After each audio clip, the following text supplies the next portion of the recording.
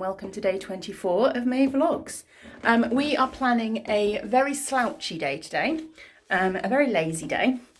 It's about 9:30, nobody's dressed. Well, I'm semi-dressed. And yeah, the plan is just to chill, really. We're going to do some Lego. It's going to be quite a Lego heavy day. Tom and I have decided we're going to make up some of the kits that the boys haven't used in ages. We're going to get all the bits and pieces ready during the day, and then tonight, once they're in bed, we're going to make all those kits up so that they can play with them tomorrow. And yeah, it's going to be a lot of TV for the boys, a lot of computer games for Arthur, just a really slouchy Saturday. What was I going to say? Arthur didn't go to sleep last night until about 10 o'clock. He was really well behaved, but I think he was distracted by the fact that we were having a Zoom chat with my parents and doing the quiz and all of this kind of thing, and he just ended up sitting at the top of the stairs in the hallway until about 10 o'clock at night, and we didn't even know he was there. We'd tucked him in at about 9 o'clock and just, tucked him in, checked on him, and as far as we were concerned, he was in bed. And then we started hearing strange noises at just before 10 o'clock, and it was Arthur playing at the top of the stairs with some toys and looking out the window. So he's really, really tired today, unsurprisingly. So yeah, a quiet day is definitely needed.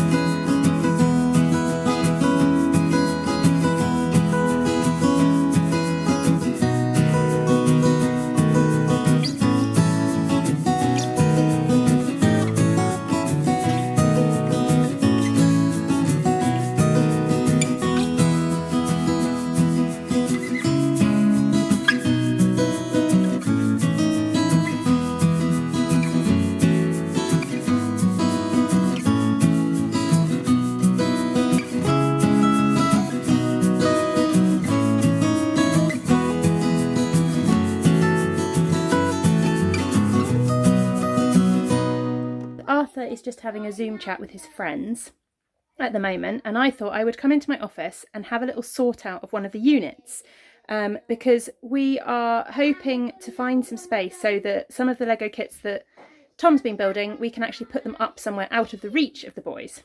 So I need to sort this bookshelf out. I'm hoping to get all the games off the bookshelf so that there's some space on the bookshelf to use as Lego display, I guess.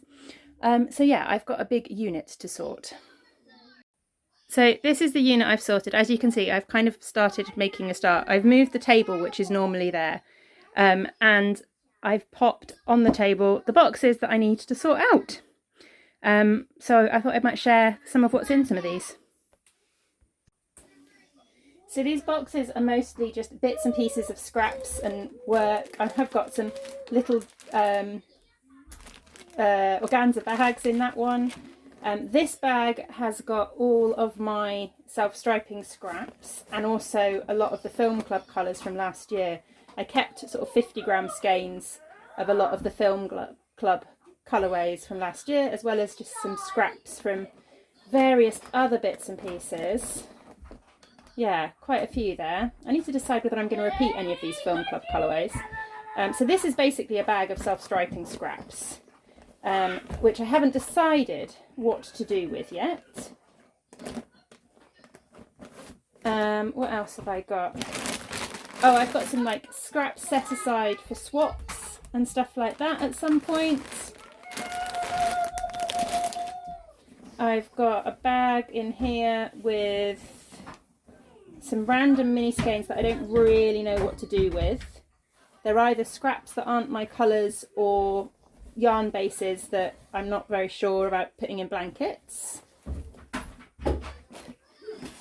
I've got yarn. Oh, this is yarn that I was using for the Boundaries knit along blanket, so that's kind of the spare yarn for that. And then what else have I got in here? A couple of organza bags and some beads by the look of it. So this box is all the project bags and things that I don't have in use. I thought I'd share them quickly. I've got this lovely crochet roll that I'm not using at the moment, but I will keep that nice and safe for when I do want to use it. I've got a couple of bags I made myself. So there's this one here, which is just cactuses, and then it's got a green inside. There's another one here that I made myself, I think. Oh no, maybe not. I've got a couple of bags from Ellen at Calais Check Ellen, also Mrs. Lamb's Yarns, with this fun little camper van one, and then one from her club that she was running based on the Chinese New Year, the Chinese Zodiac, that's the word I want. So this was the tiger one. I've got another one of the Naughty Knitting Sack bags that I was talking about once before. What's that one? Oh, Black Elephant tote bag. I really like this pouch. I need to find something to do with it. This came from Ovis Yarns as part of her 12 Days of Geekmas a couple of years ago. I need to cut that off. And then there's lots and lots of little grey girl ones that I'm not using at the moment. I've got a carousel. This is one of the mystery gems. One of her triangle bags. Another one of the mystery gems. This was the mystery gem that I was the dyer for. And then a couple more. This one is just pretty. Again, another one of the mystery gems. This one you've seen actually. These are recently ones, and another mystery gem one there as well. Really pretty. And then another one from Jessie Marie Makes as well. And she kindly sent this one as a gift. And on a more yarny note, I found some minis.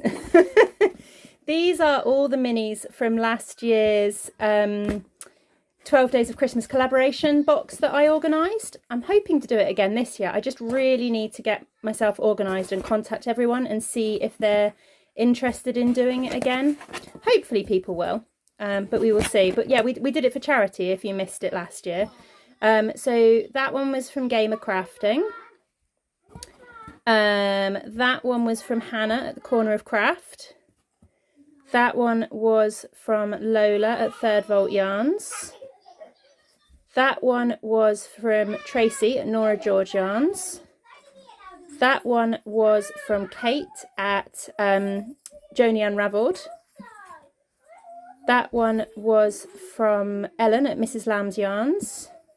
That one was from Kelly at Lay Family Yarns. That one is much easier to remember because that one was from Craft House Magic. The lovely Ellie. Then this one was from Debbie at Down Sheepy Lane. This one was from Erin of Henny Penny Makes. And there's two more in there, aren't there? This one...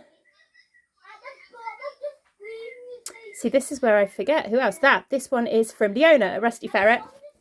And then that one was mine as well. Some of these are 10 grams rather than the 20 grams because I split it with a friend. But yeah, that's all the minis from last year's collaboration box. And then I also found this. This is an advent from a couple of years ago.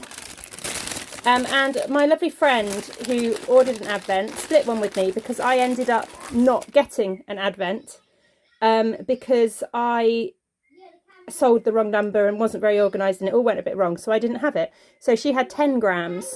She had a 20 gram one and split it with me. So I've got 10 grams of each of the minis in here. And this was the one I did with childhood memories of Christmas. So I had little cards in. This year's advent is going to be along a similar lines in that you'll get a little card with information, but each of the colourways will be to do with the history of Christmas. And I haven't worked out how I'm displaying it or anything yet, or what the colour range will be. But yeah, I need to sort those all out, I think, and get them out the box. These are all the minis from my 2018 advent calendar, I think. It was quite a random calendar in the way the colours didn't really go together at all, but that was the plan.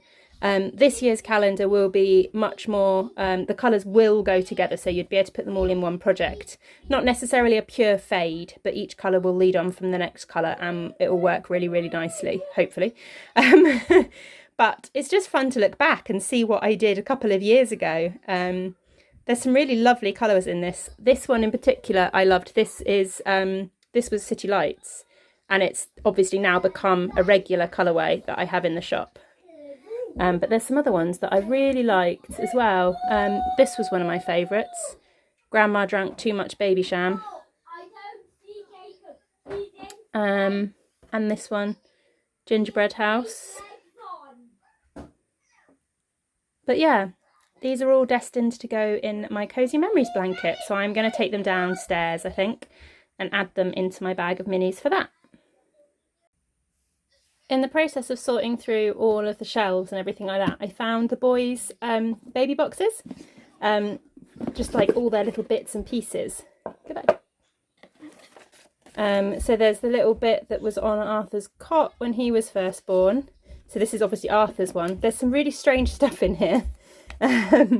His hospital bands, champagne cork from when we brought him home from the hospital. Both my boys had to go under the sun lamps. So we've got their ultraviolet goggles from the sun lamps. So we're both jaundiced. Both my boys were tongue-tied at birth as well. And very strangely, we have the pair of scissors that we used to snip Arthur's tongue tie, which is, I know, a very bizarre thing that we have, but we do.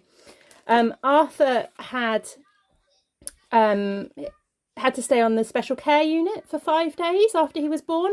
No particular reason. We weren't in neonatal intensive care or anything like that, just on the special care unit. But his heart rate when they came to discharge us was a little bit low. Nothing ever came of it. They just monitored him. But we've got the leads from his heart monitors and stuff like that that they asked if we wanted to keep home. The board from his splint, from where they put an IV in, really random bits and pieces. And this is Jasper's. Slightly less things in Jasper's, I think. We've got the parking ticket from when we were in. Again, we've got his little goggles from being under the sun lamp. His band. Tiny, aren't they? And what else have I got in here? Scan pictures, by the look of it. Goodness knows who these are. Let's have a look. 2016, so these were Jasper's scan pictures.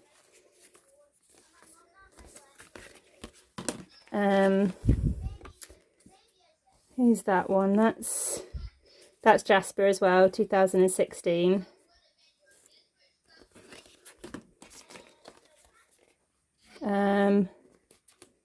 2016, Jasper again. I had a few extra scans with Jasper because I had gestational diabetes. This is 2013, so that's Arthur. And that's Jasper as well. There we go. Random little things you keep, isn't it? Jasper's got a lot less in his baby box. Probably need to see if we've got more to pop in there.